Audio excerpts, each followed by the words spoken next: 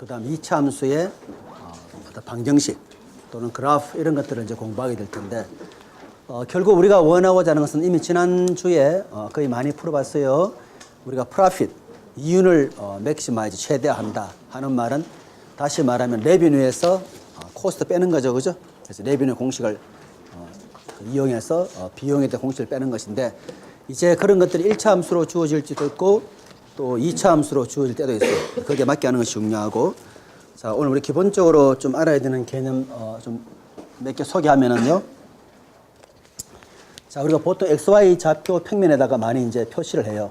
그래서 이것은 우리가 X축이 될 것이고 또 이제 Y축, 그죠? 그리고 어떤 한 점을 보통 이제 우리가 P에 XY 이렇게 이제 표시를 해요. 당연히 원점도 표시 이렇게 돼야 되겠죠. 원점 같은 경우도. 자, 그래서 이제 우리가 이제 주로 여기는 1, 4분면, 2, 4분면, 3, 4분면, 4, 4분면인데 경영이 다루는 문제는 주로 어디에 있을 것 같아요? 주로 1, 4분면에. 왜냐하면 생산되는 양을 엄수로 할 수는 없는 것이니까. 그죠? 그래서 주로 이쪽을 많이 염두에 두는 경우가 많아요. 그죠? 그리고 엄밀히 말하면 선은 사실은 다 그릴 수 있다 이렇게 보시면 돼요. 그 다음에 또 하나 이제 우리가 중요하게 생각하는 것이 직선의 방정식 누구나 다 이렇게 끌 수 있어요. 근데 요는 뭐냐면은 우리 경영학에서 다루는 문제들이 예를 들어서 판매되어야 되는 기계의 대수는 얼마냐 할 때 기계의 대수가 1.5대 되나요? 안 되죠. 1대, 2대 이런 식으로. 그래서 어떤 경우는 말은 직선이지만은 그냥 점으로서 표시해야 되는 경우도 있어요. 그렇게 여러분 하나 또 유의해야 될 것은 어떤 경우는 X가 모든 값을 다 가지는 반면에 어떤 경우는 X가 어떤 특정한 그런 정수값만 가진다 하는 것들을 조심하면 되고 또 문제를 열심히 풀어가지고 X가 음수가 나왔다 그럴 경우는 음수는 제외해야 되는 경우. 그래서 오히려 문제를 푸는 것이 중요한 것이 아니라 풀고 나서 우리의 그 환경에 맞게 그 답을 잘 고르는 것이 더 중요하다 이렇게 보시면 되겠어요. 자, 그 다음에 이제 우리가 또 하나 이제 필요한 것들은 그래서 한 점을 이렇게 보통 표시를 많이 해요. 많이 이제 표시하는데 자, 그 다음에 이제 우리가 또 하나 이야기할 것은 만약에 여기 또 다른 점이 있어요. Q라는 점이 이것은 우리가 편에서 X1, Y1, X2, Y2라고 합시다. 예를 들어서. 그죠? 그럼 우리가 이제 이 PQ를 두 점 사이의 거리인데 어떻게 찾아내죠? 이미 공식 다 알고 있죠. 그죠? 네. 우리가 피타고라스의 정리를 이용할 것 같으면은, 그죠? 이 길이의 제곱, 직각인 경우에 이 길이의 제곱이 바로 이쪽 길이의 제곱이 되지 않습니까? 그래서 엄밀히 말하면 PQ의 제곱이 X2에서 X1 뺏는 것의 제곱에다가, 그죠? 그 다음에 Y2에서 Y1 뺏는 것의 제곱. PQ 제곱이 이렇기 때문에 PQ는 어떻게 돼요? 엄밀히 말하면 더하기 빼기죠. 그렇지만 길이가 음수 될 수 없으니 우리는 더하기 쪽만 택하는 거예요. 거리 알겠죠? 그죠? 제대로 한다 그러면은 PQ의 제곱이 피타고라스 정리할 것 같으면 요거 제곱 더하기 요거 제곱이에요. 엄밀히 말하면 더하기 빼기 나와야 되지 우리는 더하기만 쓴다. 그래서 경영학의 문제는 주로 양수 값이나 0보다 큰 값을 많이 가지는 경우에 여러분 실수하게 되면 감점이 있게 돼 있어요. 아시겠죠? 그래 보시면 되고. 자, 그 다음에 이제 우리가 여러분들 그 문제 다 출력해 오셨죠? 네, 문제 다 있어요. 문제에다가 이게 문제는 답이 어디 수업 때 하면서 답을 적는 것이니까.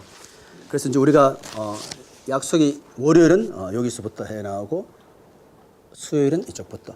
그때 월요일 어디까지 했죠 우리가? 지난 시간에 우리 학생 했나요? 이제 순서 다 바뀌었네요. 그럼 학생한테 다시 하자 이 말이에요. 다시 해도 괜찮겠어요? 뭐 어차피 뭐 오늘은 그래도 무난한 문제니까. 그러면 잘 출력이 왔네요. 우리 학생은 첫 번째 첫 번째 문제 한번 보죠. 같이 한번 읽어봅시다.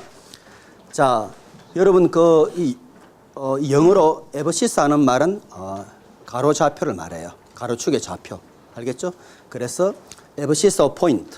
한 점의 가로 좌표는 보니까 7이더라. 그죠? 그 다음에 distance from the point 해가 1, 마이너스 2. 1, 마이너스 2에서부터 거리는 얼마냐면 10이에요. 그럼 1, 마이너스에서 볼 때 10이 되는 위치가 얼마나 많겠어요? 그 중에서 어디를 잡아야 되죠? 하면 가로축의 좌표가 7이 되는 그런 곳을 찾아야 돼요. 그 다음에 이제 find the ordinate of the point. ordinate 뜻은 뭐냐면은 세로 좌표예요. 그렇죠? 우리가 가로 좌표는 에버시사, 세로 좌표는 ordinate. 우리 학생 한번 풀어보죠. 우리 가능하면 여러분 촬영을 위해서 항상 우리가 한 반 정도로 잘라서 쓰는 걸로 제가 얘기했어요. 자, 그래서 여기다가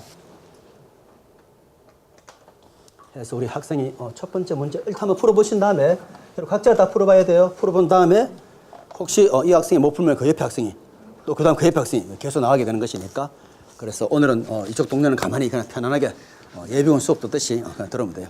수요일 날 여기서부터 다시 여기도 새로 다 마음대로 앉은 거죠? 다시 원점 새로 시작하는 걸로. 네, 좋아요. 일반적으로 앞에 앉은 친구들이 보통 잘해요. 열심히 나오기 때문에 뒤에 보다는 한 번 더 푸는 게 전혀 억울할 거 전혀 없어요. 네. 자, 우리 한번 학생 잘해봅시다. 여러분이 이제 영어 단어를 몰라가 시험 문제를 못 풀면 얼마나 억울하겠어요. 그죠? 네, 그러니까 우리 중간 시험 문제는 한글로 다 해서 문제를 드리겠어요. 알겠죠? 네, 지금은 이제 우리가 원래 영어 선생님이 예전 하와이 대학에서 강의했는 영어책 팔로핏이 너무 두껍잖아요. 그래서 이제 중요한 부분을 빼서 강의는 다 커버하는 것이니까. 자, 해당되는 점에서부터의 거리, 그죠? 거리. 자, 여러분들이 항상 이 그래프는 어떤 경우는 그래프는 그림으로 그리는 것이 굉장히 눈에 제대로 잘 보이고 실수할 가능성을 많이 줄여줘요. 그죠? 1하고 마이너스 2에서부터 거리는 7 되는 것은 엄밀히 말하면 원의 방정식 나올 수 있죠. 맞아요? 안 맞아요? 그죠? 원의 방정식 나올 수 있지 않습니까? 그런데 우리가 원하는 건 뭐죠? 가로축이 7 되는 쪽이다 이 뜻이죠. 네. 제가 이렇게 물어볼 수 있어요. 예를 들어 우리 지금은 1차 함수지만은 1하고 마이너스 2에서부터 거리가 10이 되는 방정식을 구하시오. 하면 뭐가 되겠어요? 그때는 원의 방정식이 나오겠죠. 아시겠죠? 그러니까 원리는 똑같은데 단지 그런 차이만 있다 하는 것밖에 없어요.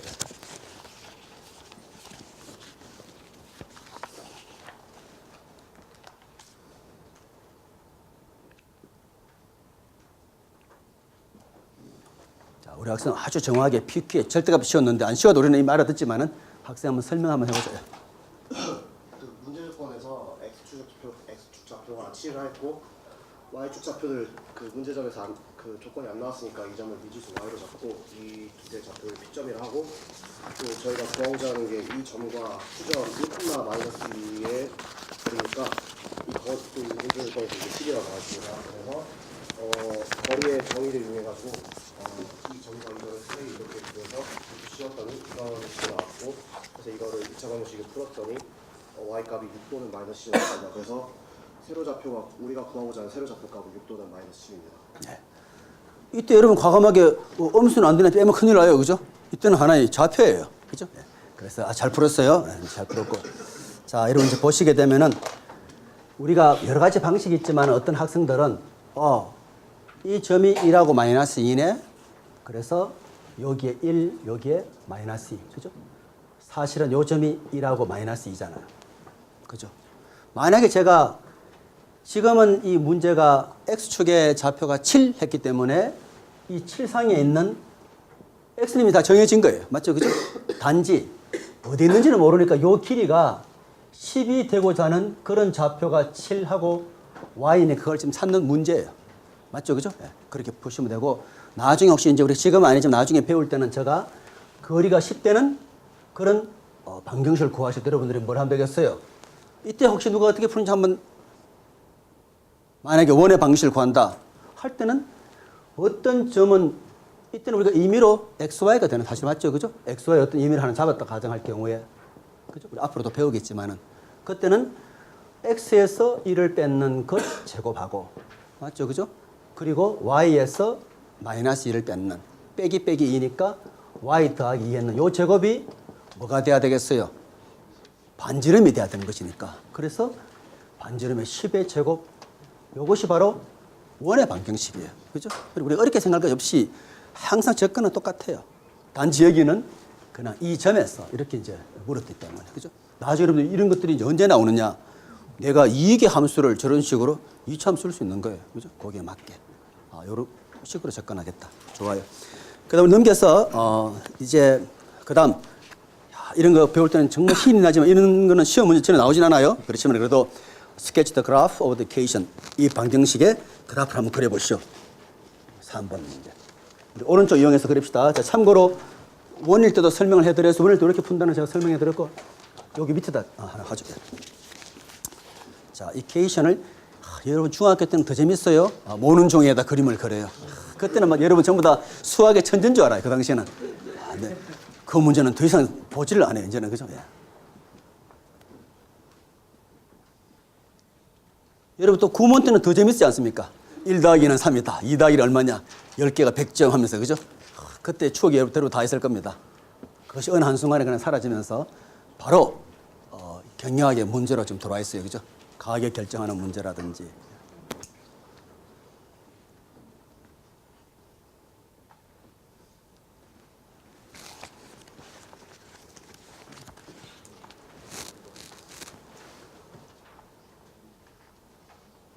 여러분 참고로 제가 최고 경제과정 주임 교수인데 우리가 4월 16일부터 22일까지는 사장들과 같이 해외 연수를 가게 돼 있어요. 그래서 4월 16일부터 22일은 우리가 수업을 하지 않아요. 그래서 빨리빨리 나가려고 하는 거예요. 간단하게 설명하죠. 이제 EX-Y-3을 연구하는 방정식을 Y를 이항해서 Y는 EX-3이라는 1차 함수 방정식으로 그래서 각각 Y 절편과 X 절편을 구해서 두 점을 이어서 완성했습니다. 네. 여러분 시험 문제 이렇게 풀어다면 감점이 되는 거예요. 다 잘 풀면 왜 감점이냐? 선생님이 알아서 축을 정하라 뜻이에요. 안 돼요. 그죠? 여러분 축을 명시해 줘야 돼요. 그죠? 이거 뭐 다 아는 거 서로 다 아는 처지 아닙니까? 다 아는 처지 아니에요. 시험 때는 냉정하게 여기는 X, 여기는 Y. 그죠? 또 이렇게 푼 학생들도 있어요. 마이너스 3이구나. 그죠? 여기에서 시작했어. 그 다음 1 갈 때 2 간다. 기울기만 나타내고 이렇게 꺾고 끝내는 친구도 있어요. 안 됩니다. 알겠죠? 그죠? 반드시 X축을 끊는 좌표하고 Y축 끊는 좌표를 명시해야 돼요. 이 학생은 그런 점에서는 이거 잘했어요. 그죠? 풀 때는 반드시 어떻게 풀어야 되죠 하면은 X가 0인 경우는 어떤 현상이 발생. 이것이 왜 중요하냐? 나중에 복잡한 그래프 그릴 때 있죠. 그것들은 이거는 단순하지만 복잡한 그래프가 점근선이 나오는 그래프 굉장히 많잖아요. 굉장히 중요하죠. 2라도 2의 오른쪽에서 접근하느냐 왼쪽에 접근 따라 답이 다를 수 있잖아요. 그때는 아주 명확해야 되는데 이때도 반드시 습관이 돼야 돼요. X0일 때 어떤 현상이 발생하느냐 하면은 Y가 마이너스 3이다. 그 말은 X0일 때는 Y 절편을 얘기해 주는 거죠. 반대로 Y가 0이라면 이때는 어떻게 되느냐 하는 말은 Y가 0일 때 이때 X를 끊는 점을 말해 주는 경우죠. 그죠? 그래서 2X-3이 0이 되는 것이니까 바로 X는 어떻게 돼요 하면 2분의 3. 그래서 이렇게 잘 나타냈어요. 단지 요 XY만 명확히 나타냅시다. 네, 좋아요. 좋습니다. 자, 그 다음에 이제 2차 함수로 가요. 우리 옆에 학생 한번 나와서 우리 왼편을 지우고 2차 함수를 한번 해보죠. 네.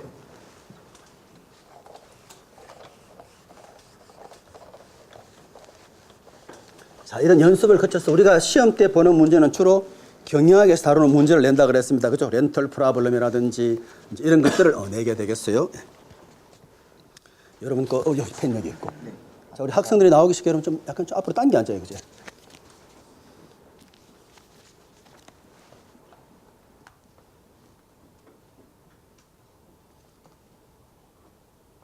오늘 처음 수업 나온 학생들이 여기에 대한 답이 없습니까? 답은 없어요. 수업 열심히 나와야 답을 알게 되는 거예요. 그죠? 답을 알고 싶으면 또 open.korea.ac.kr에 들어가면 이렇게 푸는 것이구나. 그죠? 끝까지 풀진 않았어요. 그죠? 단지 우리가 시간 제약상으로 그리고 여러분들 항상 이제 계산기를 항상 갖고 다녀야 돼. 계산기. 이제 우리가 중학생처럼 저렇게 모노는 그릴 필요가 없어요. 그죠? 이제 아주 정말 우리 이 학생이 중학교 때 내가 잘했는 기억을 더듬어서 모노는 의미가 없어요. 어떤 한 칸은 100이 될 수도 있고, 어떤 한 칸은 1이 될 수도 있고, 어떤 한 칸은 0.1이 다 틀려요. 그죠? 또 굉장히 높다 그러면 중간에 자르는 표시도 필요하겠죠. 그죠?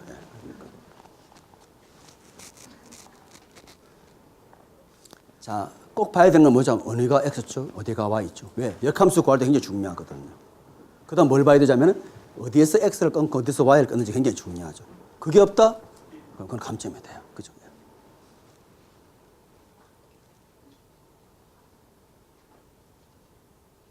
예, 잘 그렸어요. 네.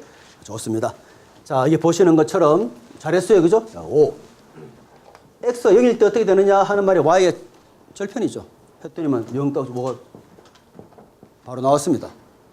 y가 0일 때 하니까 어떻게 돼요? 5x 제곱이 0이다. 그래서 x는 더하기 빼기 루트. 잘했습니다. 여기도 있고 여기도 넣으시고요. 그죠? 이 학생들도 루트를 정각이 외우고 있어요. 루트가 얼마죠, 대강?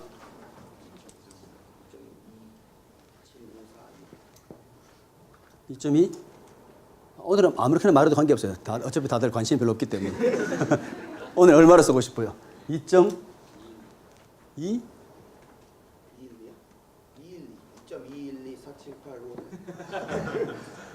나중에 집에 가서 후회할 거예요?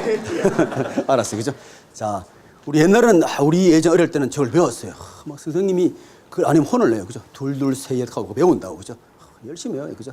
이사 내고 막 외우면서. 지금 세상 살면서 아무런 도움이 안 돼요. 그렇지만 그 당시에는, 얼마보다 크다 할 때 대략 비교할 수는 있지 않습니까? 그죠? 그래 보실 수 있고. 자, 좋습니다. 그러면 이제 넘어가서 우리 이제 실제 우리 문제 풀어보겠습니다. 경제학에서 나오는 자, 수요에 대한 문제 한번 풀어보겠습니다. 벌써 바로 문제 들어갑니다. 자, 한번 문제 예제 한번 볼게요. 자, 어떤 품목이 그죠? 어떤 품목이 단위당 가격이 얼마냐면은 $P예요. 단위당 P. 그죠? 그리고 또 시장에서 수요가 만약에 Q라면은 관계식이 주어졌습니다. 가격과 수요의 관계는 3P 더하기 Q는 10. 이런 관계식이 주어져 있더라. 그죠? 이제 문제가 나옵니다. 이 관계식을 그래프로 나타내시오. 그런데 혹시 뒤에 거는 참 불필요한 설명이지만은 우리 상식으로 얘기해 주는 거예요. 보통 퀀티티 양을 어디 나타내야 하면은 X축에다가 가격은 Y축에 나타낸다. 이렇게 이제 너무 친절하죠. 그죠? 우리 이상훈 학생이 이 친절한 그 설명을 가지고 문제를 한번 풀어보겠어요. 자, 여기 오른쪽에 또 이 반에다 씁시다. 항상 이제 반반을 잘 이용해서 푸는 걸 할게요. 자, 설명은 굉장히 긴데 결국 가격과 디맨드, 수요 간의 관계식을 나타내는 그런 문제가 되겠어요. 자, 지금은 쉽지만 나중에 왜 문제가 어렵겠어요 하면 이퀄리브리엄, 바로 균형점에서 가격을 찾아야 돼요. 수요 곡선이 있으면 다시 무슨 곡선이 있죠? 공급 곡선이. 그죠? 그 둘이 만나는 점의 좌표가 바로 뭐냐면 시장의 균형 가격이 되는 거예요. 그죠? 여러분 참고로 수요는 어떻게 되죠? 하면은 양이 점점 많아지면은 그죠? 양이 점점 많아질 때 가격하고 관계를 그려볼 때 수요라 그러면은 저런 식으로 기울기가 자, 여러분 이제 이렇게 이제 풀었는데 자, 이 엄밀히 이제 하려면은 Y에 대한 식을 나타내 줘야 돼요. 그죠? 뭐 잘했지만은 우리 제대로 풀려면은 P는 어떻게 되는지 하는 것이 굉장히 중요해요. 그죠? 자, 그래서 마이너스 3Q 더하기 10이다. 요 뜻은 뭐냐면은 양이 점점 많아지면은 디맨드 곡선일 때는 어떻게 돼요? 가격은 자꾸 내릴 수밖에 없죠. 맞죠? 그죠? 그렇지만은 여기 그림은 그리지 않았지만은 공급 곡선은 어떻게 될까요? 가격이 점점 공급 곡선은 여러분들이 이런 식으로 길게 네거티브가 아니라 그거는 어떤 포지티브가 나오지 않겠어요? 그죠? 그래서 균형점이 나오는 경우죠. 요 값은 잘 나타냈네요. P가 0일 때는 어떻게 되는지 잘했습니다. P가 0일 때는 Q가 여기 집어넣어서 3분의 10 잘 풀었어요.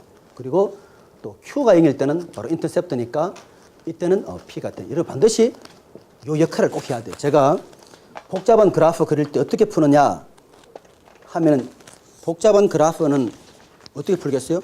X가 아주 커질 때 어떤 현상이 발생하는지 값이 점점 줄어가지고 0으로 갈 수도 있죠. X가 아주 작다면 어떻게 되는지 X가 0이라면 어떻게 되는지 만약에 함수가 1 나누기 X 마이너스 2다 할 때는 어떻게 해야 돼요? 분모가 0 되는 값에서도 또 신경 써야 돼요. 0이 되면 안 되니까 0인데 X 마이너스 2다 그러면 어떻게 돼요? 2보다 큰 쪽에서 올 때는 어떤 현상이 발생하는지 또 2보다 작은 쪽에서 올 때는 어떤 현상이 발생하는지 그래서 우리가 항상 염두에 둬야 하는 것이 X, Y 끊는 점 그리고 X, Y가 아주 커질 X 값이 크거나 아주 작을 때 어떤 점근적인 그런 값 그리고 예를 들어 가지고 분모의 어떤 값들이 정의되지 않을 때 그런 부분은 굉장히 주의를 기울여야 돼요. 자, 좋습니다.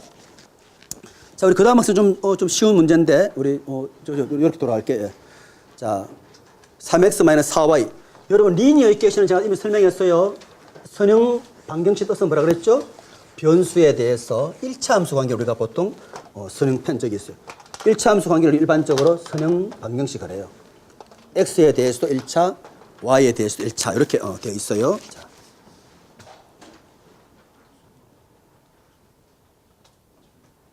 질문하세요. 이거 선분이어야 하는 거지 반드시. 왜냐면 이게 생산함수니까 직선이면 안 되죠. 직선이면 안 되고 선분이어야 되는 거지. 그렇죠. 잘 말했어요. 자, 우리 학생 좋은 지적이에요. 이 퀀티티는 절대 음수 될 수 없어요. 맞아요. 그래서 우리 학생 말은 요 사이의 값만 나오죠. 2, 4분면 나올 수가 없어요. 아주 좋은 사이. 맞아요. 아주. 그래서 경영학 문제는 항상 상식적으로 생각해 봐야 돼요. 마이너스 2개 생산한다 이건 안 되죠. 그죠? 네, 그러니까.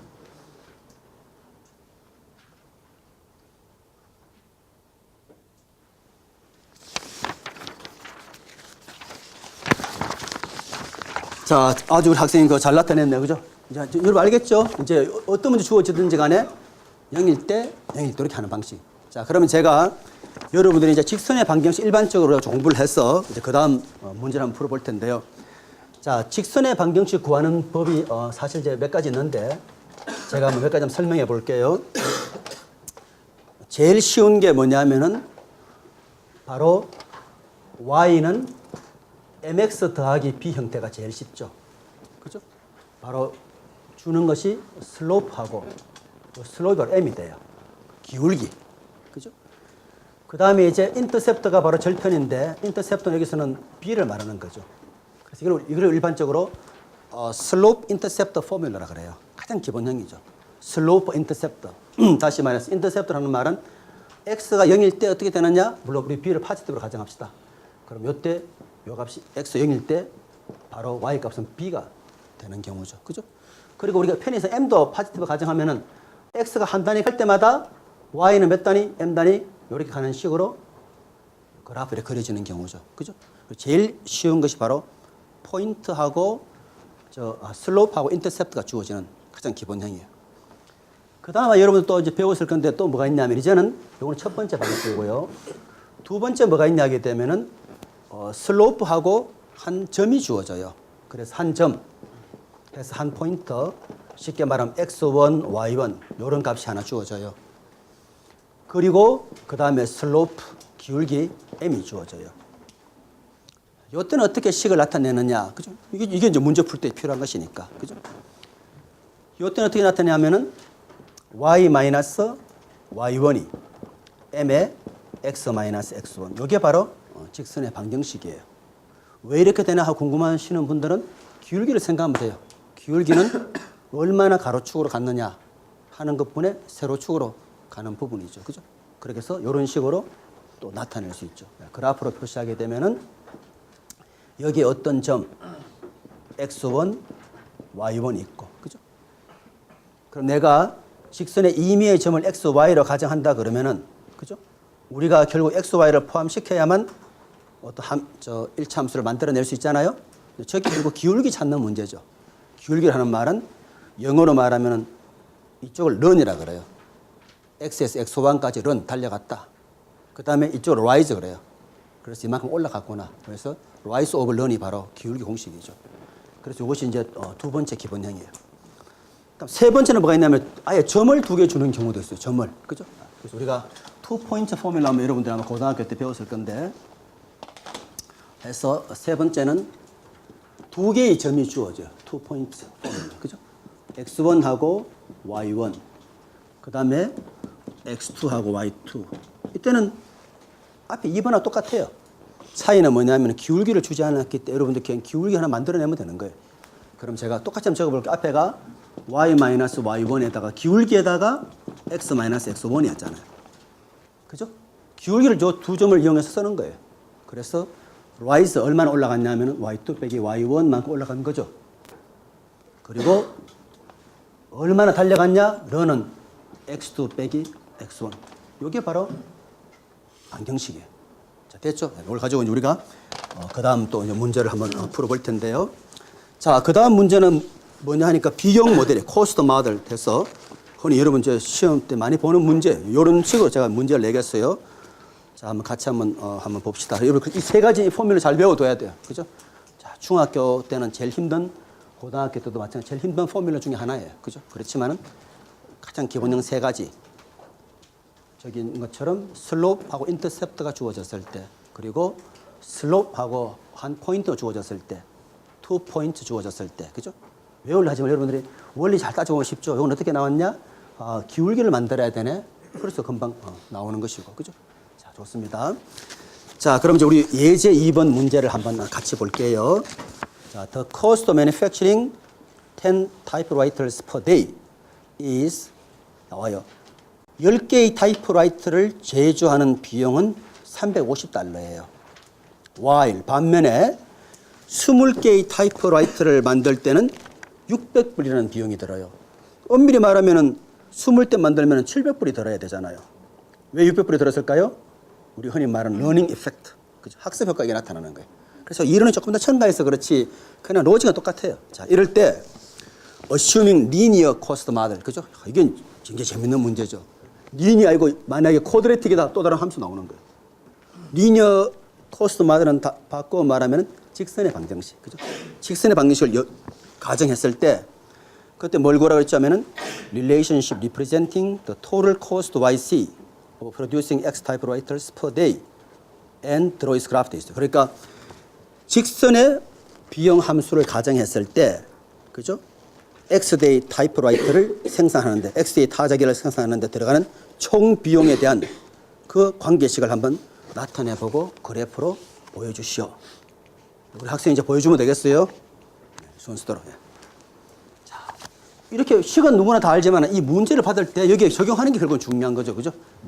제가 여러분 얘기한 중간고사 때는 이런 식으로 주로 워드 프로블럼에 대한 문제가 많이 나올 거예요. 그죠? 워드 프로블럼 때. 그거 좀 지워가지고.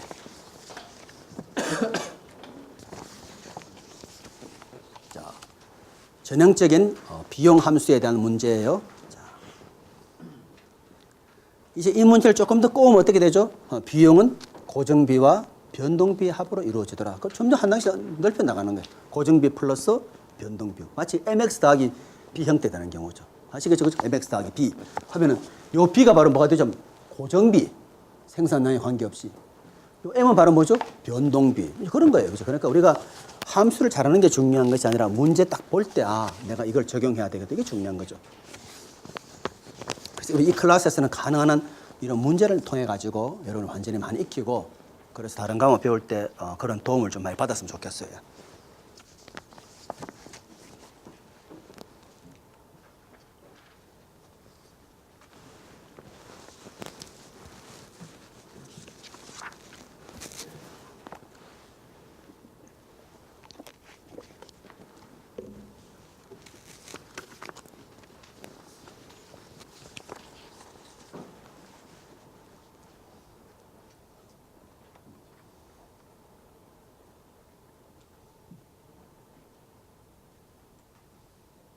우리 지금 공부하는 부분이 벌써 원서로 하면 800페이지 중에서 지금 200페이지 공부를 하고 있는 거예요.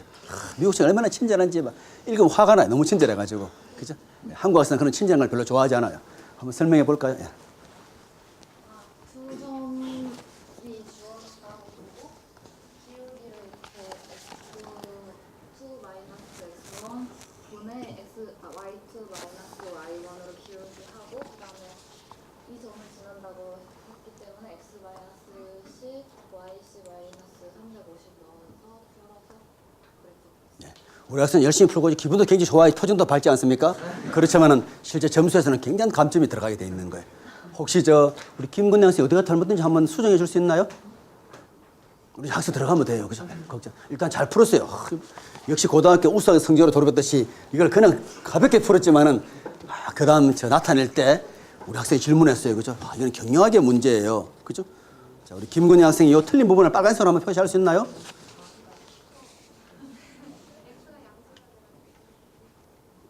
X 양수라 해야 된다. 뭐 몇 가지 얘기 안 해요. 제가 양수라 된다고 저한테 지시를 하고 있는데 제가 지시대로 따라서 하게 되면은 본인이 나와서 하는 게 맞겠죠? 지금 앉아서 선생님한테 지시를 하고 있어요. 지금 양수해야 되지 않냐 하는데 너무 놀래가 버리 스스로 나오잖아. 그죠? 잘했어요. 저쪽 부분 왜 필요 없는데 학생이 그랬을까?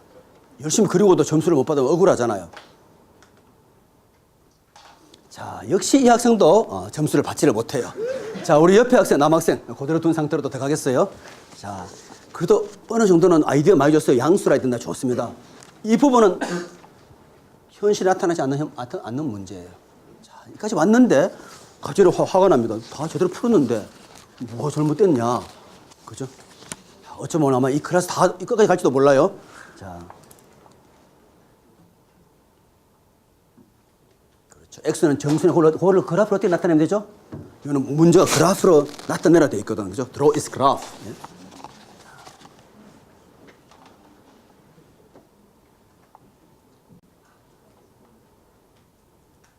자, 이제 이렇게 하면은 채점하는 사람이 감점하겠죠. 이 값을 선생님 알아서 하라 이 뜻이잖아요. 그건 안 되겠죠. 그래도 X가 한 될 때는 얼마, 몇 개 값은 보여줘야만 패턴 나오죠. 그냥 똥똥똥 찍으면 누가 어떻게 알겠어요. 그죠? X가 한 될 때는 얼마이다. 최소 값 몇 개는 보여줘야 되지 않겠어요. 그죠? 자, 수학은 굉장히 정교한 게 필요합니다. 잘했어요. 예. 자, 이렇게 풀어야지 이게 바로 정답이에요. 그죠? 자, 내가 한 대도 생산 안 한다면은 0이니까. 한 대 생산한다면은 125. 두 대라면은 150. 알겠죠? 그죠? 여기에 그냥 과감하게 배운 대로 직선 확 껐다 그러면은 안 되는 거죠. 알겠죠? 문제 상황을 잘 봐가지고 현실에서 일어날 수 있는지 우리 앞에 잘 말한 것처럼 네거티브 값은 일어날 수가 없는 거예요. 그죠? 그러니까 식의 저 이론을 몰라서 못 푸는 학생 없어요. 그죠? 우리 경영학에 맞는 식으로 푸는 게 중요하죠. 자, 그 다음에 이제 제가 여기에 제가 몇 가지만 더 보태면은 여러분 참고로 뭐 거의 다 설명했지만은 잘했어요. 이렇게 풀면 돼요. 네, 알았어요. 자, 이제 우리 첫 학생은 이제 과감하게 이쪽은 나타내면 안 돼요. 여기는 절대 안 됩니다. 알겠죠? 자, 그 다음에 봅시다. 이제 제가 편의상 만약에 이제 네 번째 이거는 거의 없지만은 y가 b다, b는 양수다. x가 전혀 없어요. 이는 어떻게 나타내죠? 그냥 여기서 끝나는 거예요. 그죠? 또 어떤 게 있을 수 있죠? 반대로 x는 a다. 이런 것도 있지 않겠어요? 그죠? a가 0보다 크다. 이건 어떻게 되겠어요? 여기에서 그냥 나타내는 경우죠. x, y라면. 여기에 a 이런 식으로. 알겠죠? 그죠? 그래서 여러분이 이런 패턴도 있을 수 있다. 이렇게 보시면 되고. 자, 그 다음 문제는 디프리시에이션은 뭐죠? 그렇죠. 감가상각에 대한 문제. 자, 감가상각 문제 한번 봅시다. 자, 왜 사람들이 기계를 사면은 기계를 풀로 가동하고 싶어 하죠? 기계도 수명이 있으니까. 그죠? 7년 뒤에 못 쓴다 억울하잖아요. 최대한 돌려야 되는 것이니까. 그죠? 자, 그래서 디프레이션 문제 한번 봅시다. 자, a firm buys a piece of machinery for 그 다음에 $150,000. 자, 어떤 회사가 기계를 15만 달러에 기계를 구매했어요. 구매했는데 대충 보니까 기계의 수명이 라이프타임 머시너리가 한 12년 정도 되더라. 그럼 제일 무난한 거는 어떻게 하면 되겠어요? 12년 뒤에는 스크랩 밸류, 잔존 가치가 0이 되는 거예요. 기계는 그냥 고물이 돼버린 거예요. 이럴 때 첫 번째 문제는 뭐냐? The amount of depreciation per year. 해마다 어느 정도 감가상각을 시켜야 되는지 그걸 한번 계산해 봐라. 그 다음에 두 번째는 뭐죠? Formula for the depreciated value after X years. X년도 지났을 때 그때 감가를 고려한 가치를 알 수 있는 식을 한번 제시해 봐라. 이 문제예요. 자, 우리 옆에 학생 한번 해보세요. 자, 오른쪽을 지우고 가겠어요. 여러분 제가 말씀드린 것처럼 시험 문제 우리 이 핸드아웃에 나누어준 문제 거의 유사하게 내겠습니다. 알겠죠? 그죠? 그러니까 핸드아웃의 문제를 여러분이 잘 익혀두는 게 중요해요. 만약 제가 감가상각을 이렇게 안 주고 어렵게 줄 수 있는 경우도 많아요. 자, 기계 수명은 12년이고 15만 불에 샀는데 12년 뒤에는 완전히 영원이 되어버렸더라. 그죠? 그래서 해마다 어느 정도 감가상각을 시켜야 되는지 그리고 7년 뒤에 감가상각 가치는 얼마입니까? 여러분 풀 수 있죠? 이 식을 잘 나타내면은.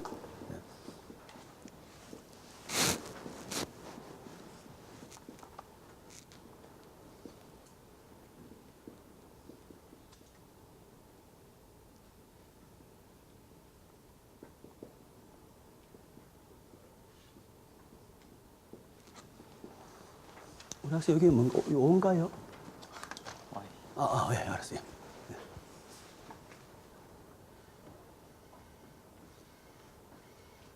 여러분 앞에 푸는 학생을 보면서 나도 저 정도는 다 같이 앉아 있어도 세월이 지나면 차이가 이제 벌어지게 돼 있어요. 복습을 열심히 해야 되는 것이고. 자, 우리 학생 한번 설명해 볼까요? 이제 연을 x라 두고 감가상각의 가치를 y라 두면 이제 12년에 단순가치가 0이 되기 때문에 1년당 감가상각되는 것이 12,500이 되고, 따라서 1년 동안에 12,500씩 감가상각이 되기 때문에 이제 그 가치가 x연에 따라서 식을 만들면 y는 마이너스 12,500x 플러스 15만. 잘했어요. 잘했어요. 여러분, 더 엄밀히 말하려면 사실은 들어가면 돼요. 그죠? 엄밀히 말하면 잔존가치를 빼서 0이 안 되는 경우도 있을 수 있죠. 그죠? 초기치 빼기 잔존가치. 자, 그럼 문제를 제가 나중에 여러 이제 문제를 배워서 어렵게 되면 어떤 문제가 되느냐 보십시오. 지금 어떠냐면 이 그래프를 보게 되면은 처음에 그래프로 보여주면 이렇게 이제 15만이 됐다가 그 다음에 기울기가 12,500으로 줄어든 형태로 이렇게 이제 가지 않습니까? 그죠? 그러니까 직선으로 감가가 다시 이루어지는 경우잖아요. 그 실제 현실은 그렇잖아요. 현실은 감가를 처음에 조금 시키다가 나중에 이렇게 많이 시켜서 갈 수도 있어요. 맞죠? 그죠? 또 반대인 경우도 있죠. 서서히 이런 식으로 처음에 많이 시키고 그 다음에 이렇게 갈수록 적게 시키는 경우도 있을 수 있죠. 그러니까 함수에 따라서 어떤 경우 문제가 좀 더 풀기 어려울 수도 있죠. 근데 지금은 편한 것이 그냥 직선이라는 경우죠. 그죠? 우리 나중에 다른 과목에서 공부하는 대부분 문제가 풀기 어려운 것이면 직선을 가정해버려요. 수요가 매일매일 D개만큼 준다. 사실은 안 그렇고 수요가 이렇게 준다는 보장은 없잖아요. 그래서 우리가 항상 문제는 뭐냐면요. 현실을 모델화 하는데 사람들이 거의 가정을 많이 집어넣는 거예요. 가정이 많이 집어넣으면 풀기는 쉬워도 현실은 안 맞아요. 그죠? 막 수요는 매일매일 일정하게 준다 그러더라. 사실은 안 맞잖아요. 그죠? 그래서 가장 중요한 거는 뭐냐면은 가정을 많이 없애버리면은 현실은 또 맞지만은 그것이 문제 풀기가 어려워요. 그래서 결국은 절충이죠. 어느 정도 가정을 해야 되고 어느 정도 현실 감각이 있어야 되느냐. 그래서 크게 두 가지 관점이에요. 풀기 쉬워야 되고 또 현실 감각이 있어야 되는 거니까. 아시겠죠? 자, 그 다음 또 문제 한번 봅시다. 그 다음 문제 보면은 또 역시 디맨드에 대한 문제예요. 자, 역시 수요에 대한 문제. 자, 한번 봅시다. 자, 슬라이드 9에 있어요. 여러분, 이거 꼭 출력 다 해가 봐야 돼요. 슬라이드 9에 보게 되면은, 자, 딜러에 대한 문제예요. 딜러에 대한 문제인데, 딜러가, 쉐이브는 면도기예요. 면도기를 25불, 그죠? 25불이라면은 한 20개 정도 팔 수 있는 거예요. 그런데 가격을 조금 더 낮추면은, 한 $5 낮춰서 20불 받으면은 대략 30개 면도기를 팔 수가 있어요. 그래서 우리가 여기도 어시움 나와 있잖아요. 그냥 직선 관계라 가정했을 때 그때 우리가 뭘 구해요? 디맨드, 수요 방정식을 한번 나타내 봐라. 이 뜻이에요. 학생 해볼 수 있겠어요?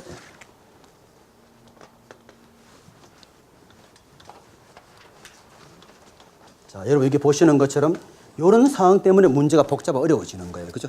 직선일 때는 그래도 좀 쉬운 편인데 직선이 아니다. 그죠? 현실에 많이 보는 문제잖아요. 값을 조금 더 낮추면은 당연히 더 많이 팔리겠죠. 그죠? 예.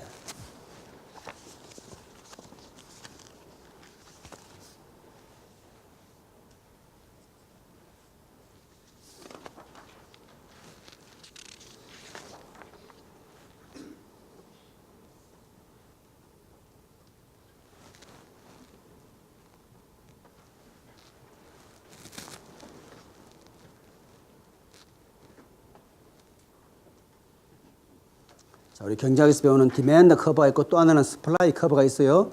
그래서 디맨드 커브, 스플라이 커브를 이퀄 시키면은 그때 뭐가 나오죠 하면은 시장의 균형 가격을 정할 수 있어요. 알겠죠? 그죠? 네. 거기까지 갈 거예요. 예. 자, 학생 잠깐 한번 설명해 보죠. 예. 수요를 비율하거나 가격을 P라고 하면 수요와 가격 사이에 1차 함수의 관계가 있다고 했으니까 이런 1차 함수를 설정할 수 있고 여기에 넣으면 수요량과 가격을 넣으면 이런 방정식이 됩니다. 보통 그런데 우리가 나타낼 때 항상 제가 앞에 문제에서 설명을 했어요. 보통 Y축은 뭘로 나타낸다 얘기했죠? Y축은 보통 가격으로 나타내요. 지금 우리 학생은 지금 D는 주로 디맨드는 X축에 해당이 되어요. 그래서 한번 P를 한번 나타내 볼까요? 네, 중요해요. 그래서 앞에 문제 친절하게 설명했죠. 양을 X라 하고, 그죠? 보통은 이런 꼭 기억해야 돼요. 경제 이론은 다 공부했겠지만은 기본적으로 가격이 Y축이 돼야 돼요. 아시겠죠? 네, 그러니까 우리가 좀 더 정확하게 접근이 필요해요. 그렇죠. 자, 엄밀하게 말하면 지금 여기 나와 있는 것처럼 다 똑같은 거 아니냐 하지만 우리가 원하는 것은 바로 이것이 우리가 원하는 거예요. 알겠죠? 그죠? 가격이 어떻게 주어졌는지. 됐죠? 네, 그런 식으로 해서. 자, 뭐 푸는 방식이 굉장히 많아요. 이렇게 풀 수도 있고 어떤 친구들은 앞에 했는 것처럼, 그죠? 우리가 좌표로 나타낼 수 있어요. 두 점이 주어져 있더라. 그죠? 그래서 내가 $25 했을 때는 몇 대 팔리고, 그죠? 또 좀 더 낮추고 20대 했을 때는 몇 대 팔 이렇게 또 풀 수 있죠. 두 점을 이용해서 포맷할 수도 있고. 좋습니다. 그래서 이런 식으로 여러분이 접근할 수 있어요. 그래서 두 점을 이용해 가지고 20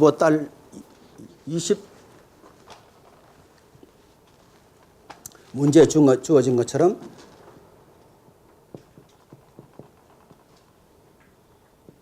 이렇게 투 포인트를 이용해서 풀어도 되고 지금 우리 학생이 접근한 것처럼 해도 돼요. 자, 그 다음 또 슬라이드 10번 좀 문제 좀 길어요. 길지만 한번 봅시다. 자, 트랜짓 디시전 수송에 대한 문제 한번 풀어보겠어요.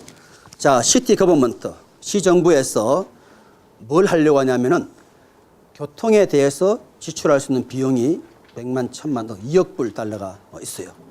이걸 이용해 가지고 우리가 서브웨이, 지하철을 하든지 또는 하이웨이, 고속도로를 건설할 수 있어요. 자, 그런데 뭐가 나와 있냐 하면 건설 비용이 다 틀리겠죠. 보니까 하이웨이를 1마일 건설하는 데는 대략 250만 달러가 소요가 돼요. 서브웨이 1마일 건설하는 데는 대략 400만 달러가 소요가 돼요. 자, 이제 문제 나갑니다. 문제는 뭐냐면 이 예산을 충분히 사용하기 위해서 우리가 건설할 수 있는 하이웨이하고 그 다음에 서브웨이의 마일을 나타내는 식을 한번 보여줘 봐라. 두 번째 문제 또 있어요. 그럴 때 여기서 우리가 얻는 식에서 그 기울기가 슬롭이 뭘 의미하는지를 한번 이야기해 봐라 하는 문제. 그게 두 가지로 앞에 첫 번째가 먼저 한번 풀어봅시다. 앞에 거만. 네.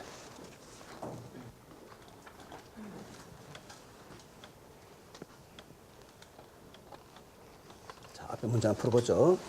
자, 시 예산을 충분히 반영해서 하이웨이와 서브웨이를 각각 얼마만큼 건설하는 것이 좋은지에 대한 문제를 한번 풀어봅시다.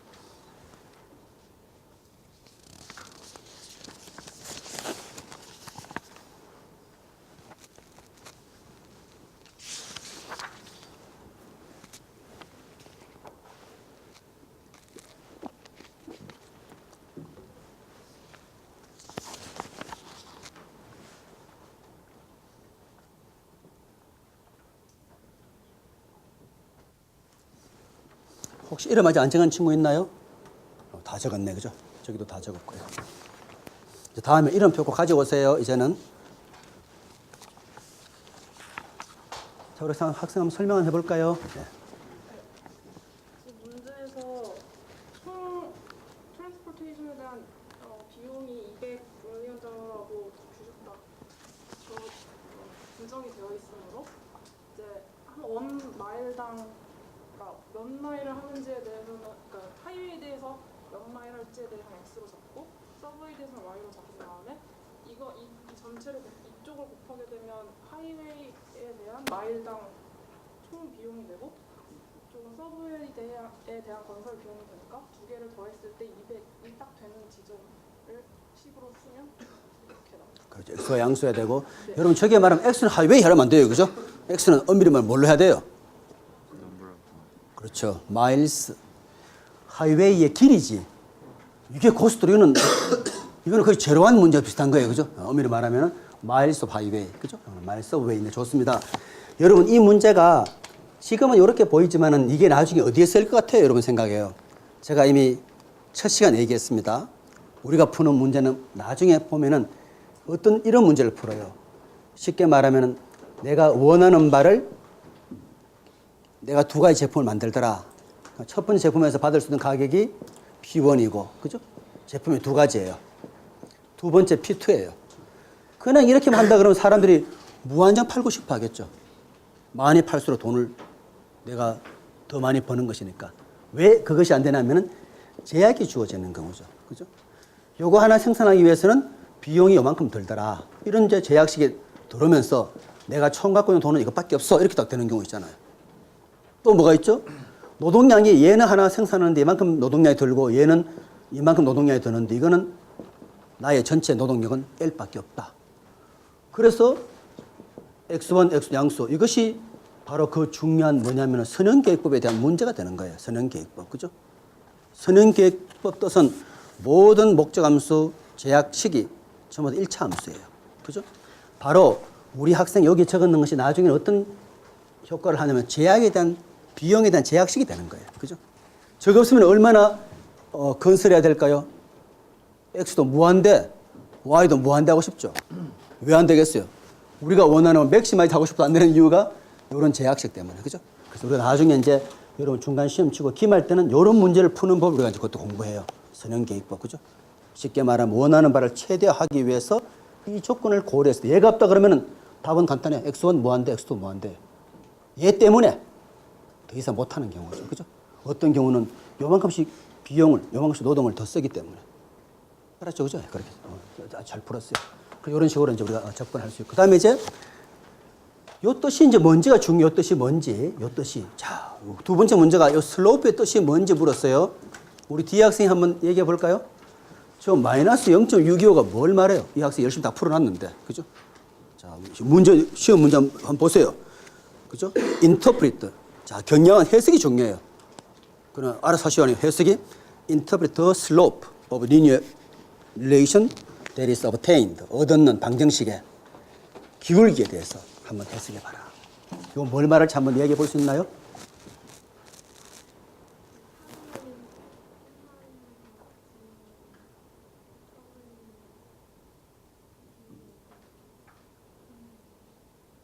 제일 중요한 걸 잘 전달해야죠. 그죠? 잘 전달해. 우리가 일단 하이웨이를 1마일 하면 어떻게 된다고요?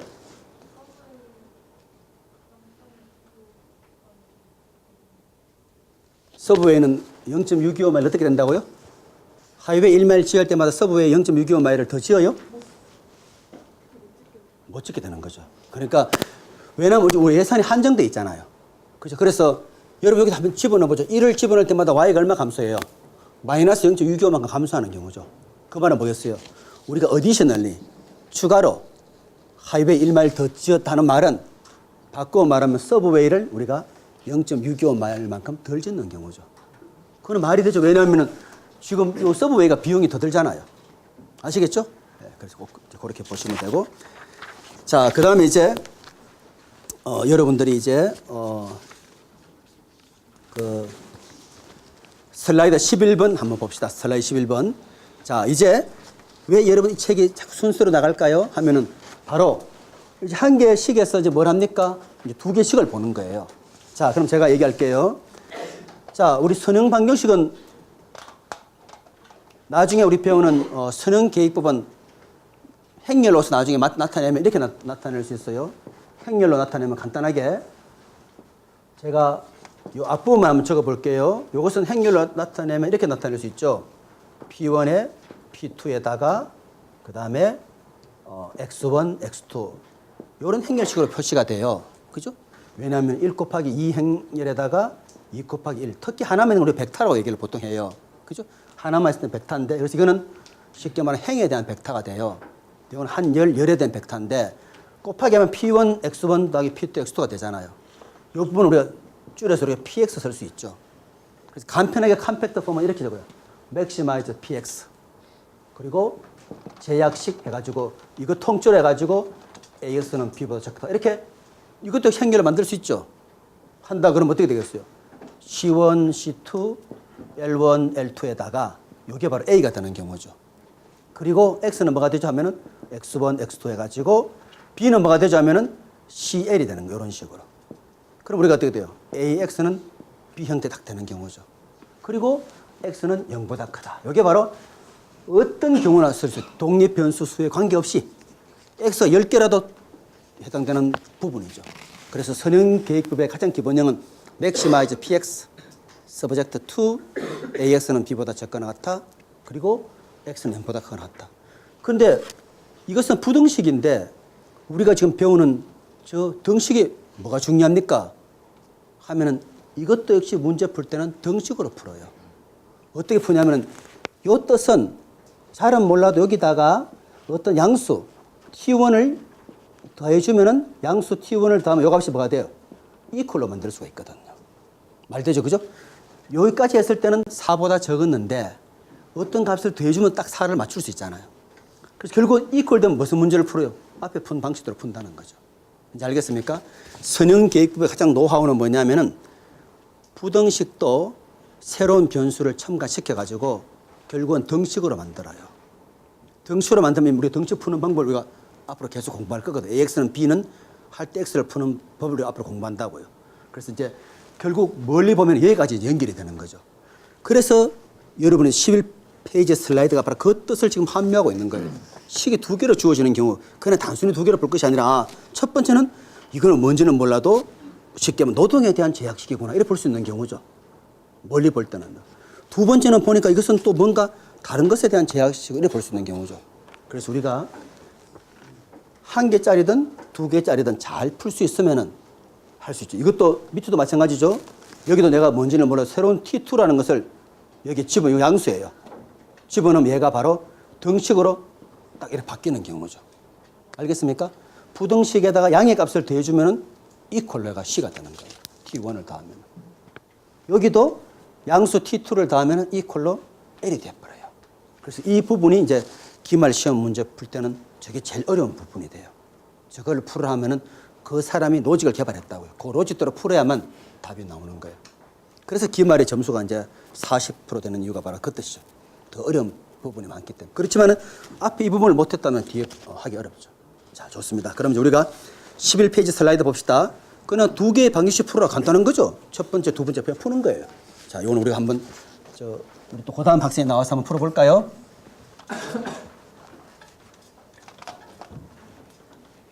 자, 우리 고등학교 때 자기 취향대로 풀어요. 어떤 학생들은 X를 찾아내가지고 집어넣어서 대입해서 푸는 친구도 있을 것이고 어떤 친구는 아래로 숫자를 맞추어가지고 하나를 날려버려서 푸는 소거법도 있을 것이고 그죠? 자기 편이더라. 이왕이면 계산하기 편한 쪽을 택하는 게 낫겠죠. X 더하기 Y가 7이다. 그때는 당연히 X를 표시하기 편하게 집어넣기 더 편할 거예요. 그죠? 위에는 3X, 밑에는 5X다. 그때는 내가 아래로 해서 소거하는 것이 더 낫겠다든지. 그죠? 언제 필요하냐? 요 문제 풀 때 필요해요. 요 문제 풀 때 나중에. 네.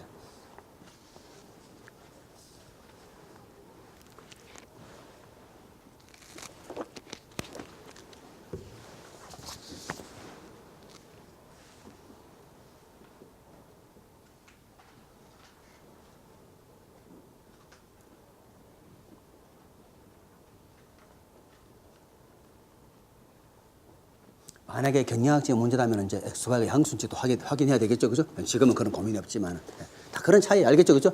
이게 넘버로 자 우리 학생 이제 뭘로 풀었나요? 요 개수를 두 개 맞추는 방식으로 풀었어요, 우리 학생. 요 400, 얘도 400으로 맞추었네요. 네, 좋아요. 그럼 이런 식으로 이제 우리가 푸는 경우죠. 네, 잘했습니다, 잘했고 또 똑같은 그 유사한 문제인데 우리 또 우리 옆에 학생 한번 풀어볼까요? 그다음. 슬라이드 12에 대한 문제. 그죠?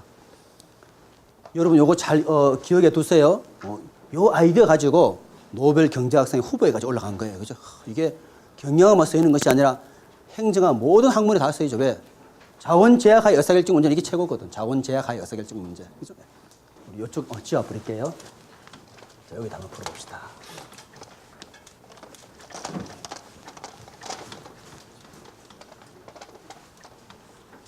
우리 학생 한번 풀어보죠. 그 다음 문제. 자, 여기다 한번 해봅시다. 자, x 더하기 2y는 4, 3x 더하기 6y 빼기 8은 0. 여러분 이미 기본은 다 알고 있어요. 상수는 오른쪽에, 변수는 왼쪽에. 그죠?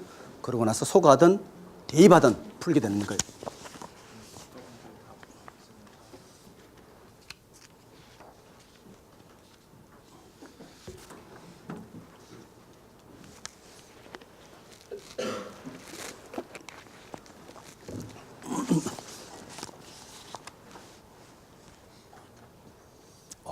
이제 답 X는 4야.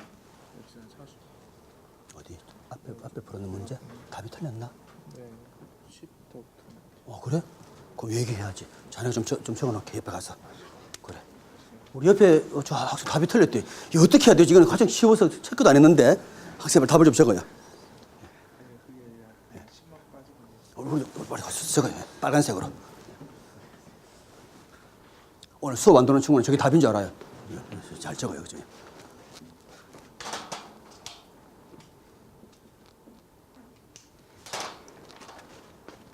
자, 뭘 적었나 봅시다.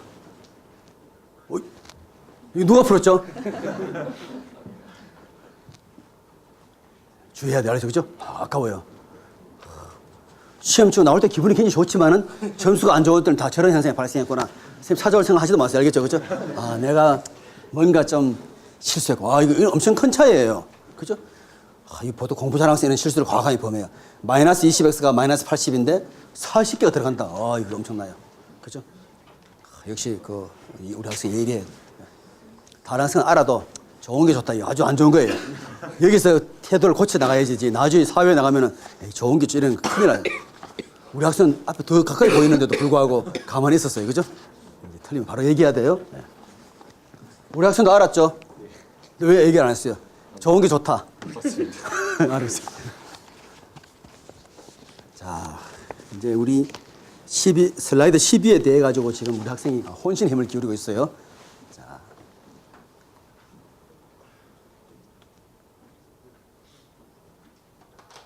한번 설명해 볼까요?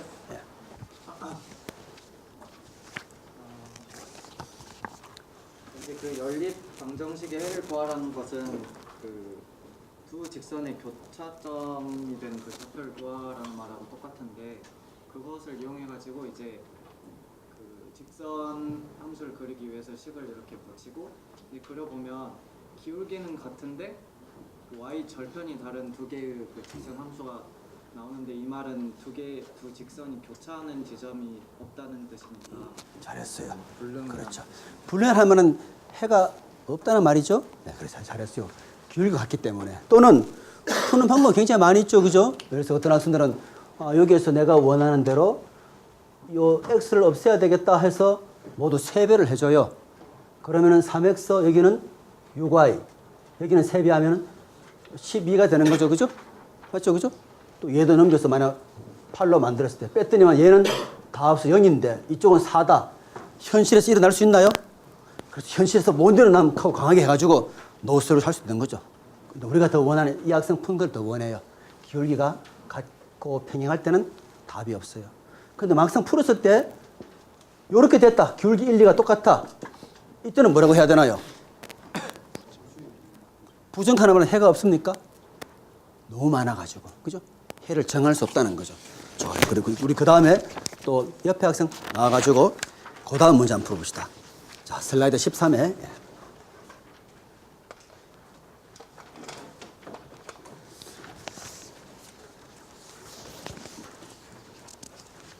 또 저쪽을 반을 지워버립시다. 그죠? 지금 이 학생이 이거 빨리 지워지길 원할 거예요. 왜냐면 이 40이라는 분이 잡고 있는 게 좋지 않잖아. 그죠? 자, 한번 풀어봅시다.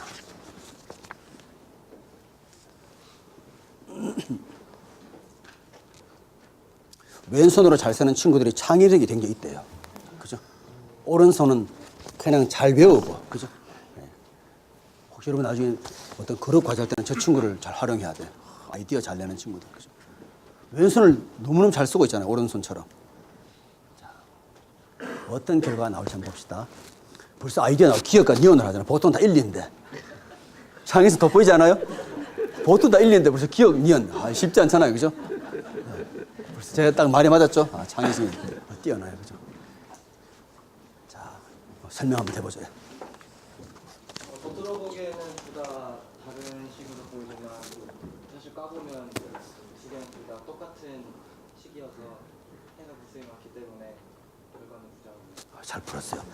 요 식은 다시 말하면 이런 형태가 되는 거예요. 아시겠죠? 그죠? 좋습니다. 부정과 불량. 그래서 제가 그 200페이지에 하는 많은 분량 중에서 특별히 여러분 알아둬야 될 것만 다 뽑아놓은 거예요. 아시겠죠? 네, 그래 보시면 되고. 자, 그 다음에 이제 우리 그 다음 학생 또 이거 갑자기 뭐 다르죠? 2차식이 하나 나왔네 보니까 위에는 선형 방정식. 위는 2차 방정식이에요. 나와서 풉시다. 그 다음으로 학생 나와가지고.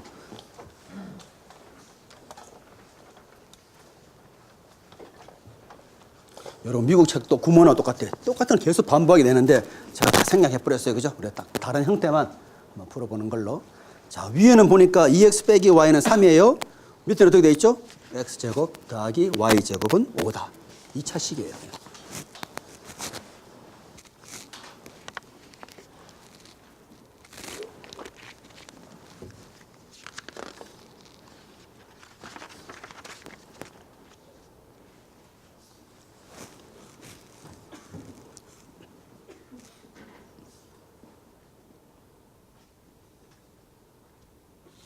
우리가 하여튼 이번 학기 동안에 엄청난 문제를 풀어볼 거예요. 알겠죠? 그죠? 문제를 굉장히 많이 풀어볼 거니까 여러분들이 이제 꼭 출력을 해야 돼요. 해서 거기 잘 좀 메모해 두시고. 예.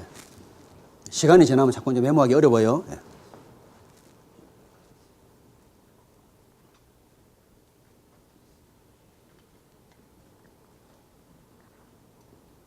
자, 밑에는 전형적인 원의 방정식이죠. 맞죠? 그죠? 원점에서부터 거리가 5가 되는. 그죠?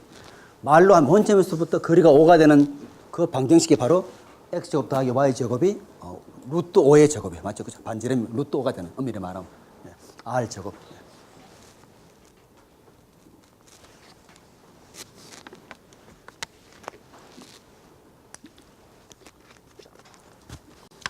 제가 제일 놀랐는 게 너무 수업 때 x, y가 음수되면 안 되지 하는 걸 하도 많이 들어가. 막 저기도 음수나면 학생들이 과감하게 막 삭제해버려. 큰일 납니다. 알겠죠? 그죠? 문제에 따라가죠. 우리 경영학적 문제다. 그러면 당연히 음수가 되면 안 되겠지만은, 그죠? 너무. 자, 우리 학생 한번 설명해 볼까요? 잘 푼 것 같아요.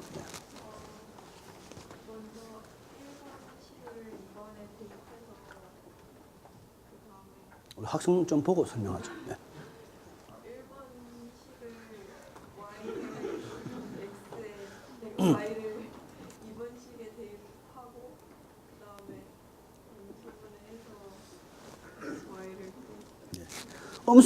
음수도 답이 되나요? 네.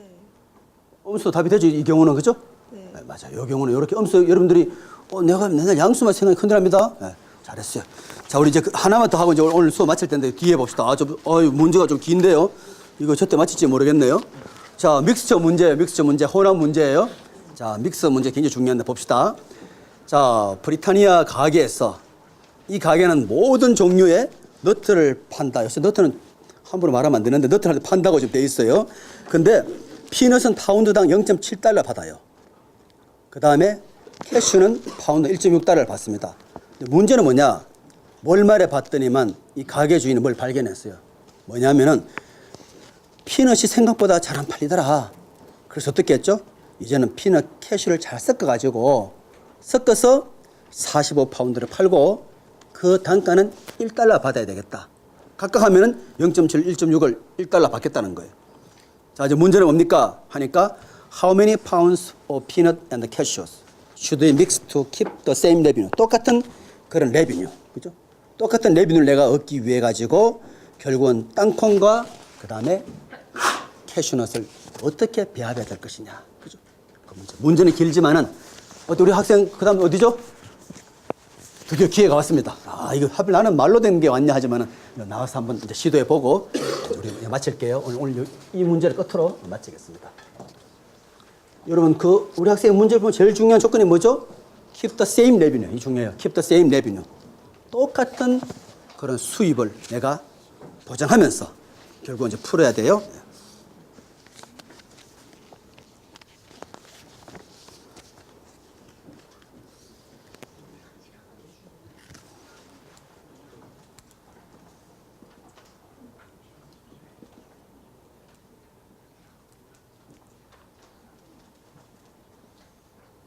여러분 지난번에 믹스처 프라임을 또 하나 풀었죠. 와인에 대한 기억나죠 여러분? 그죠? 와인에 대해 가지고 각각의 알코올 농도가 다를 때 그걸 섞어 가지고 어떤 새로운 농도의 그걸 만들려고 한다. 어떻게 섞어야 되는지 바로 대표적인 문제예요.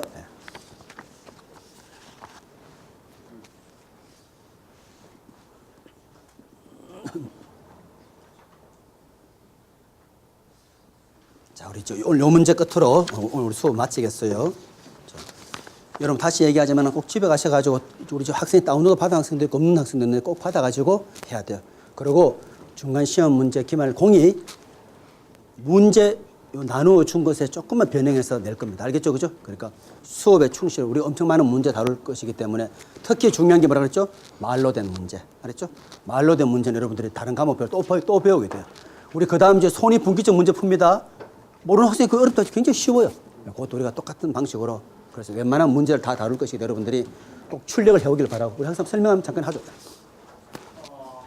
비나오는데 파운드를 X하고 파운드를 Y로 하고 여기서 보면은 두 개 합쳐서 45파운드 나와야 된다 했으니까 X 플러스 Y는 45고 또 그걸 믹스 이게 그리고 1파운드당 1달러에 파니까 총 수입이 45달러가 돼야 되니까 그 전에 0.7x 더하기 1.6은 45에서 이걸 연립으로 풀고 대입을 하면 이렇게 답이 나와요.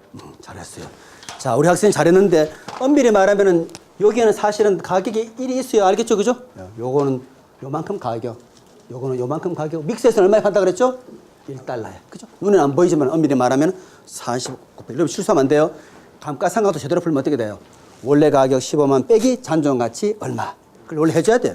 0일 때는 없어도 되지만 있을 때는 만약에 팔아 고물값을 내가 5만 받는다. 15만 빼기 5만 나누기 12년도. 아시겠죠? 그죠? 여기까지. 잘했습니다. 오늘 수업 여기까지 하고 우리 다음 시간에 또 이어서 계속하는 걸로 그렇게 하겠습니다.